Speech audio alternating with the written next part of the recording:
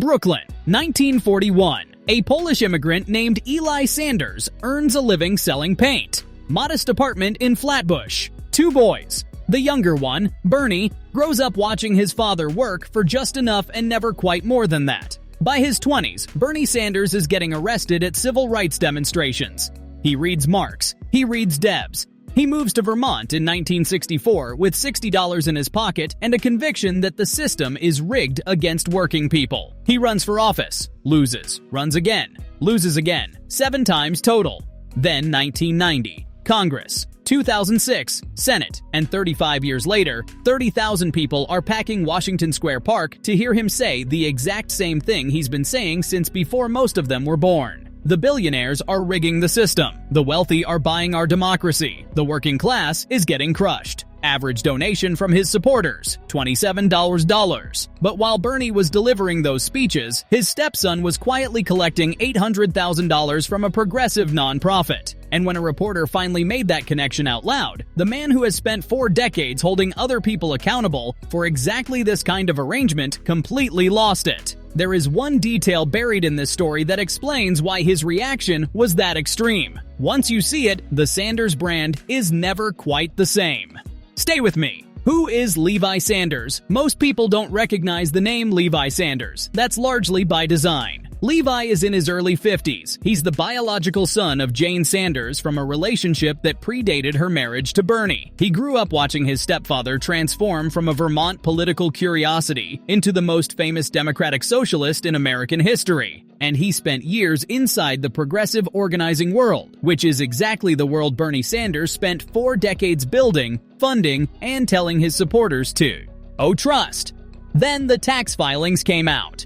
Nonprofit organizations in the United States are required to publicly disclose their finances through IRS Form 990. Those filings show compensation, grant-making, and organizational spending. They are public documents. Any donor to any nonprofit can look them up. Most donors never do. That gap between what is technically available and what anyone actually reads is where a great deal of money gets very quiet. According to reporting based on those filings, Levi Sanders received approximately $800,000 in total compensation from his time at a progressive nonprofit organization, an organization that described itself as working toward policy goals consistent with the progressive movement, goals Bernie Sanders has championed publicly from the Senate floor, goals his supporters donated toward because they believed in him, $800,000. The defense that doesn't answer the question. Now, here is the defense you will hear immediately, because Bernie's team has been delivering it on repeat since the story first surfaced. Nonprofits are not charities that pay nothing. Executives at organizations can earn compensation. Nothing here is illegal. That is technically accurate, and it is also completely beside the point. Because the question that actually matters is not whether the payment was legal. The question is whether the people donating to this organization knew their money was going towards 6-figure compensation for the stepson of the politician whose brand inspired those donations in the first place. In most cases, no. In most cases, they had no idea at all. Bernie's team, when the story first circulated, followed the familiar playbook.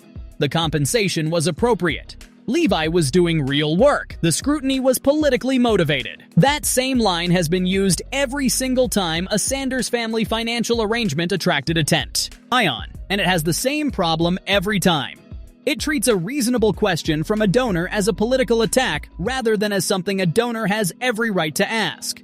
Because here is what the playbook never addresses. Bernie Sanders has spent 40 years telling working-class Americans that when wealthy people use institutional infrastructure to enrich themselves and their families, that is corruption. He delivered those speeches to the same small-dollar donors whose money eventually landed in the ecosystem employing his stepson. And the way that nonprofit got its funding has a direct connection to Bernie's own political operation. A connection they have been hoping nobody follows all the way back. Burlington College, the story that came first. This is not the first time a Sanders family member has been at the center of a story about progressive institution money going sideways. Not even close. Let's go back to 2016. The same year, Bernie Sanders was raising $228 million from small donors, filling arenas with people who believed he was finally the politician who would fight for them. His wife, Jane Sanders, had served as president of Burlington College in Vermont from 2004 to 2011.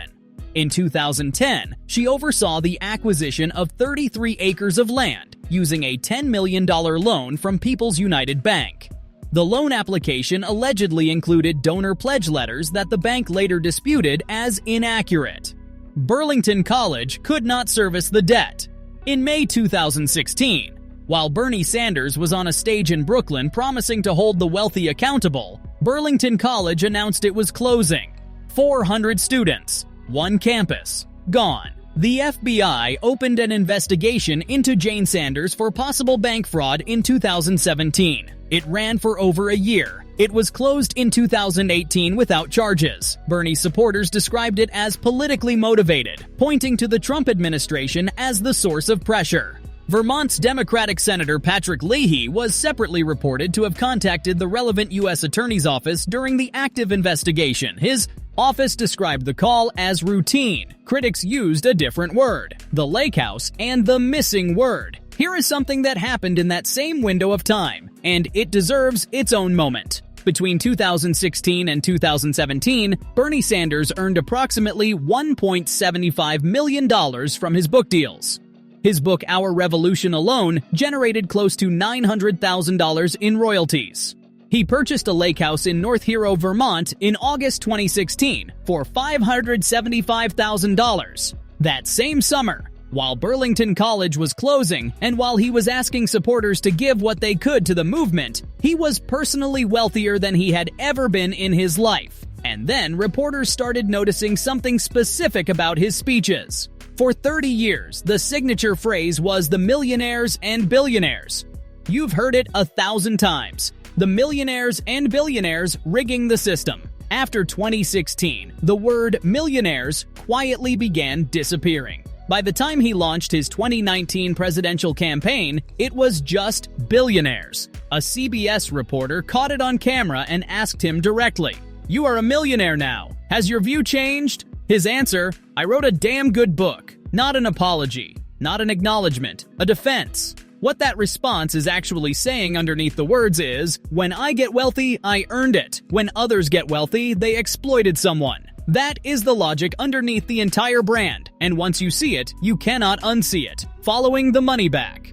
Now let's put all of this together, because the Levi Sanders story doesn't exist in isolation. It exists inside a system Bernie Sanders built. Our Revolution, the organization he spun out of his 2016 campaign, was funded using the donor list, the small dollar fundraising infrastructure, and the political brand that working-class Americans created with their $27 donations. It raised tens of millions of dollars. After the campaign ended, it was presented to supporters as the continuation of the movement. The organization that paid Levi Sanders approximately $800,000 operates in that same ecosystem. It benefits from the credibility that the broader progressive brand provides. It draws from the same pool of donors who believe the money they give is going toward the cause they care about. Here is the number that the mainstream press has consistently refused to put in context. At the time Levi Sanders was receiving this compensation, the median American worker earned approximately $55,000 a year.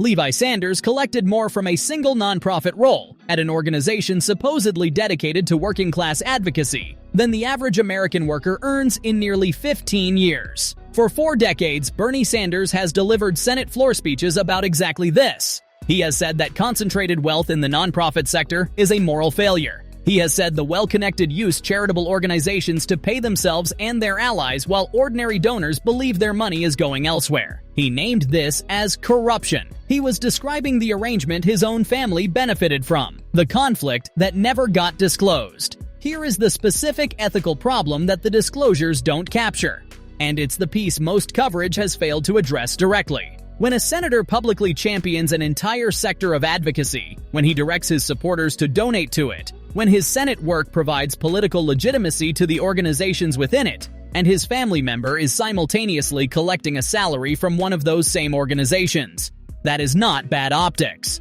That is the definition of an undisclosed conflict of interest, the kind Bernie Sanders has demanded other politicians acknowledge for his entire career. The people who funded the nonprofit paying Levi Sanders were not billionaires. They were not hedge fund managers. They were teachers, nurses, warehouse workers, people who gave $27 because they trusted the brand. What they were not told was that the progressive infrastructure their donations legitimized was paying Bernie Sanders' stepson a salary that most of them will never see in a lifetime of work. The movement funded the family. That is the connection. That is the one they have been hoping nobody follows all the way back. When the left said it out loud, here's the part that explains why the reaction was so extreme. Because the story followed an unusual path. When it first circulated, it went through the predictable route. Conservative outlets covered it. The New York Post ran it.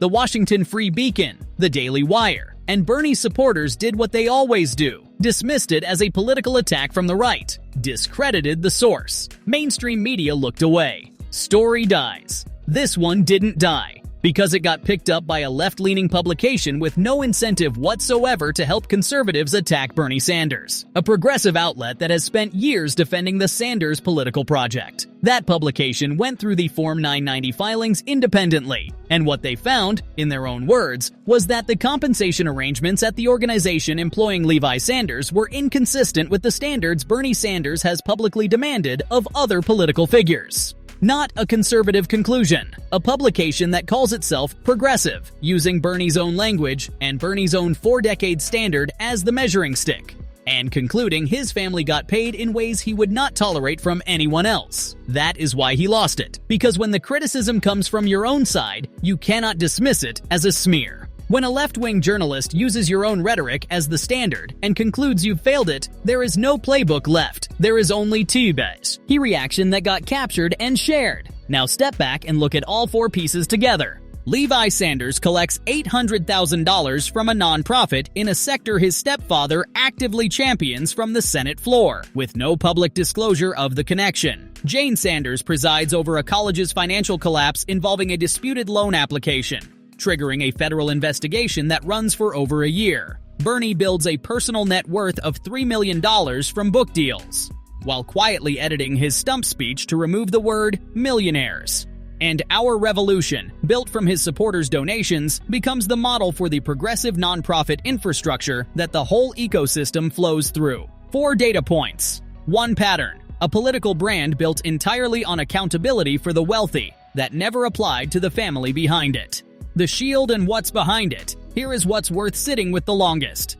The origin story still works. Bernie Sanders still tells it. And the reason it still works is because it was real, or at least it was at the start. There was a kid from Flatbush watching his father sell paint. There was a young man getting arrested at civil rights demonstrations with $60 in his pocket and a genuine conviction. The authenticity of the early story is not in question. What is in question is what that story became. The Brooklyn origin, the rumpled suit, the $27 average donation, the packed arenas, all of it has functioned for years as a shield. A set of credentials so powerful that the scrutiny applied to every other political figure in the country simply bounced off. But shields only work if no one looks behind them. Bernie Sanders was right that the system works in a specific way. That people use their positions and institutional connections to enrich themselves and their families while telling everyone else to sacrifice for the cause. He just never mentioned that he'd learned how to use it. That is not a conservative conclusion.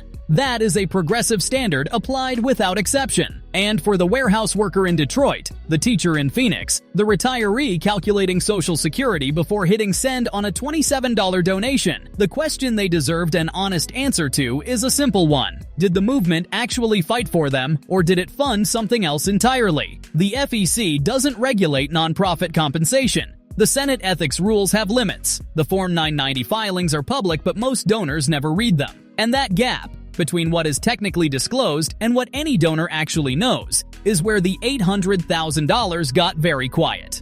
Now I want to hear from you. Was there a specific moment in this story where it shifted for you? The Burlington College parallel, the disappearing word millionaires, or the progressive publication that said what Bernie's team didn't want published? Drop it in the comments below. I read every single one. If this breakdown gave you something the cable news coverage didn't, hit that like button. It genuinely helps this channel reach people who deserve to see the full picture. And subscribe if you haven't yet. Because we go through the filings, we follow the money, and we don't look away from the uncomfortable parts. See you in the next one.